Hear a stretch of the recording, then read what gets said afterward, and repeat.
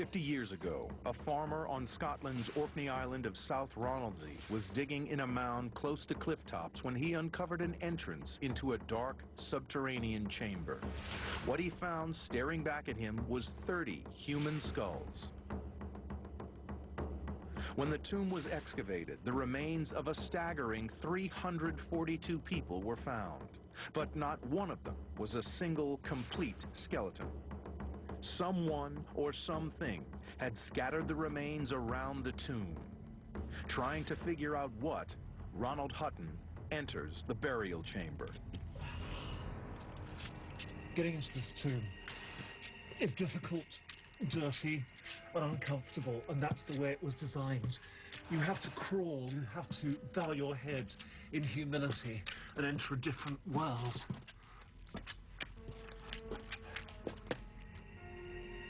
Once inside, the tomb opens out into a narrow room with a large chamber at each end and smaller side chambers down at floor level. Piles of assorted bones and rows of skulls were found here. Ronald believes it's evidence that the pagans often returned to handle the bones of their ancestors. Probably people would have brought a light, but it seems that they might not have done, so they'd have collided with the dead in the dark, and at best they'd have had this eerie glow revealing one skull, one long bone after another. And you're making contact with the dead very intimately, very physically, and almost literally your nose is being rubbed in death. But why would the local people feel such a compelling need to be close to their dead?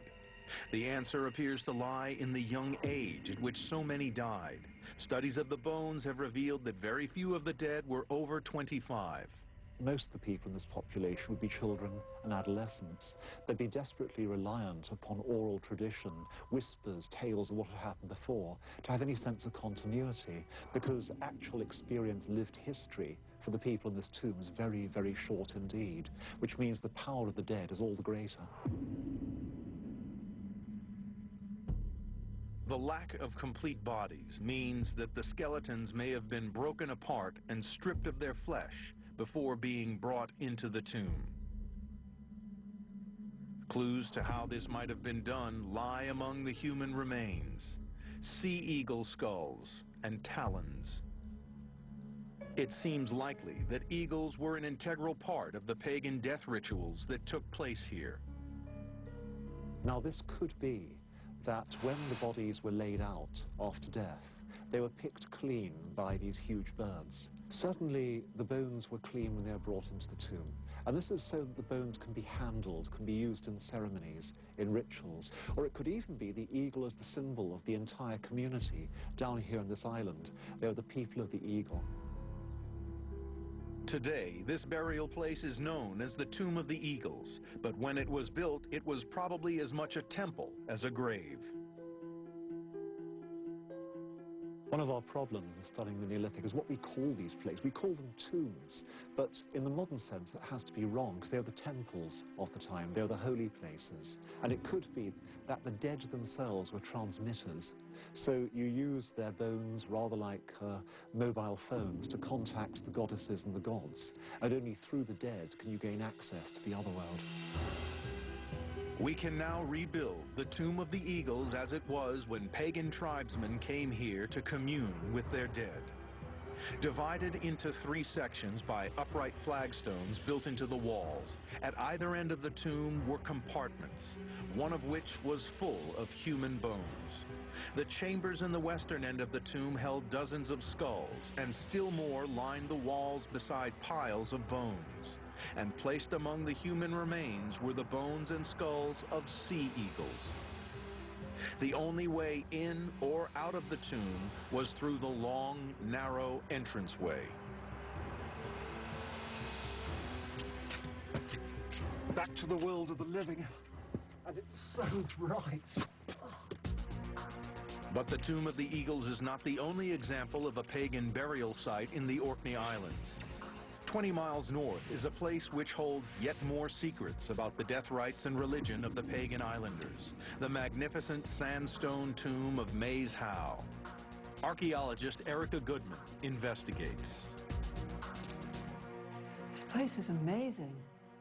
And one of the things that really strikes me to begin with is just how fine the masonry is.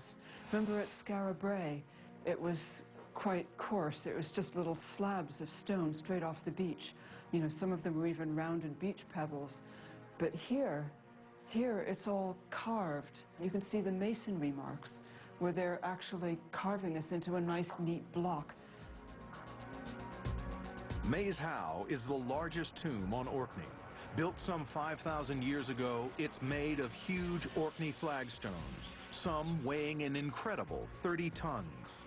Approximately 15 feet square with smaller side chambers in the middle of the walls to the left, right, and rear of the tomb, its floor plan mirrors the houses of Skara Brae. This is about a similar sort of size and shape to the houses of Skara Brae. And not only that, but when you walk into the tomb here, there's a focal point here, right where the dresser would have been in the house. Also, you've got these chambers to either side in the same place as the bed has been in the house at Skara Brae. Of course, the one thing that's missing is the fireplace. The similarities between the tomb of Maes Howe and the houses of Skara Brae are further evidence that the pagans of Orkney believed in a special closeness between the world of the dead and the world of the living. Another central aspect of pagan religion was the cycle of the seasons. Pagan means country dweller, and their dependence on the land meant that pagans were very aware of their place in the natural world. They attributed special significance to turning points in the seasons. They attached great importance to the summer and winter solstices, when the longest and shortest days of the year occur, as well as to the spring and fall equinoxes, the 2 days of the year when day and night are of equal length. Evidence of this can be seen in the tomb at Maes Howe. It is deliberately designed to mark one of these key seasonal events.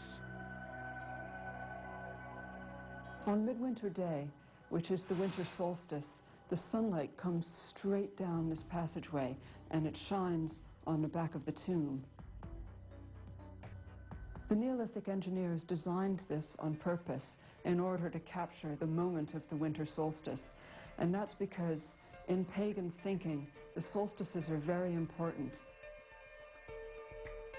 For the pagans, midwinter was the time of the dead, the season when fields were barren and no crops grew. The winter solstice marks the end of winter. By bringing its light into the tomb, the pagans were seeking the help of the ancestors, hoping to ensure the return of spring. But to capture the light of the midwinter sun, the builders of Maes Howe needed to perfectly align the entrance tunnel of the tomb. The 4 large pillars at the corners of the chamber hold a clue. The pillars are an enigma.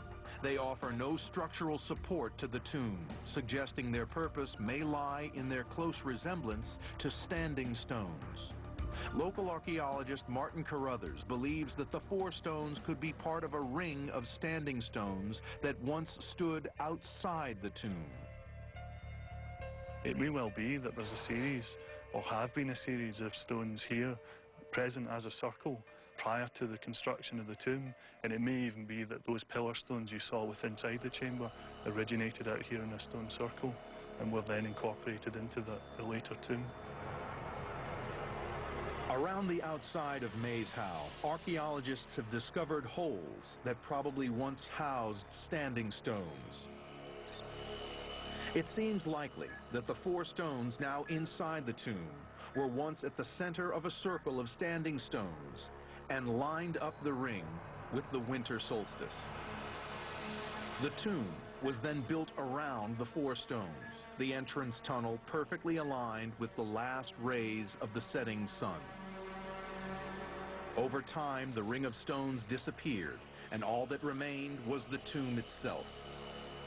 It's clear that communing with the dead was an essential part of pagan life, and their death rituals are the basis for a striking new theory about the lost world of the most mystifying of all pagan monuments, Stonehenge.